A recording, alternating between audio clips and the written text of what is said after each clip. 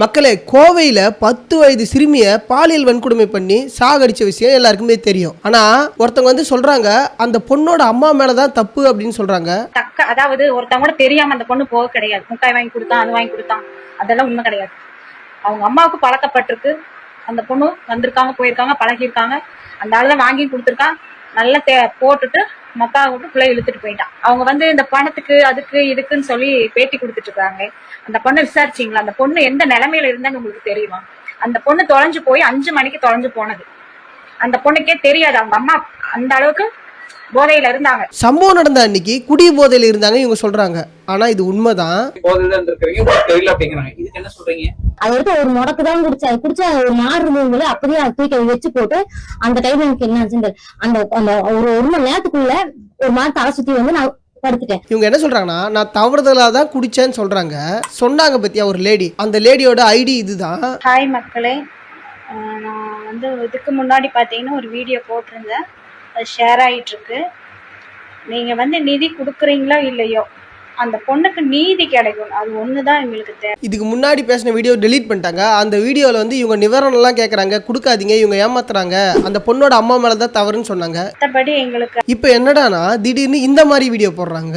Something is wrong. இன்னொன்னு அவங்க அம்மாக்கே தெரியாம அந்த குழந்தைய எரிச்சிட்டாங்க. நாங்க போயிட்டு இருக்கோம் மட்டும் சொன்னாங்க. நாங்க இங்க இருந்து அங்க போறக்குள்ள அம்மாவோட சம்மதமே என்னோட சம்மதமே இல்லாம என் பிள்ளைய எரிச்சிட்டாங்க. சரி, இவங்க தவறே பண்ணிருந்தாலும் எப்படி அவங்க அம்மாவோட சம்பந்தமே இல்லாம அந்த குழந்தைய எரிக்கலாம்? இன்னொன்னு அந்த குழந்தையோட சித்தியும் சொல்றாங்க, அதையும் கேளுங்க.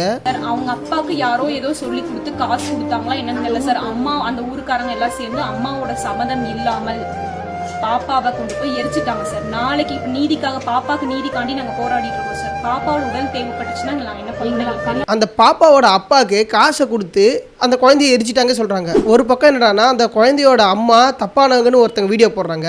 மறுபடியும் அந்த குழந்தைக்கு நீதி வேணும்ன்றாங்க.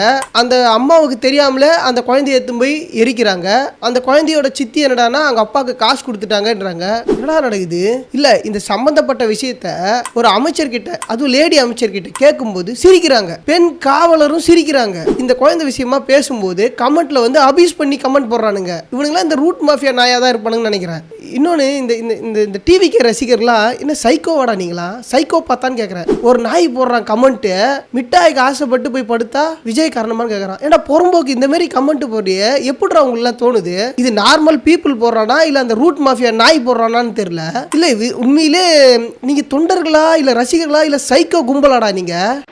அந்த பிஞ்சுக்கு நடந்த விஷயத்த பேசினாலும் கமெண்ட்ல அபியூஸ் பண்றானுங்க. என்ன மட்டும் இல்ல, நிறைய பேர் பேசியிருக்காங்க. அவங்க எல்லார் வீடியோலையும் போய் கமெண்ட்ல அபியூஸ் பண்றானுங்க. இந்த ஓட்டு போடுன்னு சொன்ன சில இன்ஃபுளுசர்லாம் ஒரு நாய் வீடியோ போட மாட்டானுங்க. திடீர்னு என்னடானா 24 hours கழிச்சு சொல்லி வச்ச மாதிரி எல்லாருமே அவனுக்கு தண்டனை கிடைக்கணும், என்கவுண்டர் பண்ணணுன்ற மாதிரி ஒரே மாதிரி பேசுறானுங்க. இல்ல புரியல, நீங்க எத்தனை நாளைக்கு இந்த ரீல்ஸை வச்சு முட்டு கொடுத்து இந்த தேரை இஸ்து போறீங்க பார்க்கலாம். இன்னொன்னு, சம்பந்தப்பட்ட இந்த சோசியல் மீடியா விட்டுருங்க, சம்பந்தப்பட்ட விஜய் ரசிகர் நான் நேரடியா பேசும்போது கூட அவனுக்கு மனநிலைமை ஜாம்பி மாதிரி இருக்கு. இது ஒரு விஷயமாவே கன்சிடர் பண்ண மாட்டானுங்க. வெயிட் பண்ணுங்க, எங்க அண்ணன் 10 நாள் தானங்க ஆகுது, சரி பண்ணுவாங்க அப்படின்னாங்க. எனக்கு புரியலடா, 10 நாள் ஆகுது, மற்ற விஷயம்னா கூட பரவாயில்ல, இதுல ஸ்டெப் எடுக்கிறதுல என்ன இருக்குது? ஒரு பிரஸ்ஸை பார்த்து இந்த மாதிரி சம்பவம் நடந்துச்சு, இதுக்கு நாங்கள் எதனா தீர்வு பண்றோன்னு அதை பேச முடியல.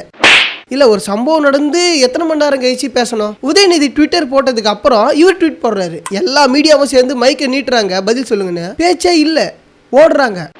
கரூர்ல தான் ஓடுனீங்க, இன்னைக்கு இங்கேயுமா ஓடுவீங்க? எத்தனை நாள் ஓடுவீங்க?